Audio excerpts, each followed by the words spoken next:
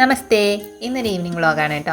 ഇന്ന് ഞങ്ങൾ ആദ്യം തന്നെ തിരുവഞ്ചിക്കുളം കൈലാസം ഹോട്ടലിൽ പോയി, എന്നിട്ട് പനീർ ദോശയാണ് കഴിച്ചത്. അത് കഴിഞ്ഞ് ഞങ്ങൾ അവിടെ നിന്ന് കൊടുങ്ങല്ലൂർ പോയി.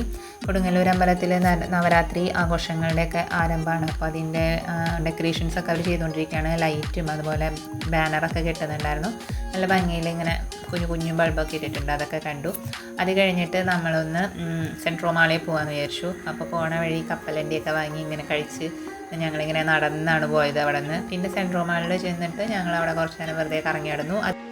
അവിടെ ഞങ്ങൾ മാക്സിൽ പോയി. അവിടെ ഡ്രസ്സൊക്കെ ഒരുപാട് ഓഫറിൽ, ടീഷർട്ടൊക്കെ നല്ല ഓഫറിനുണ്ടായിരുന്നു.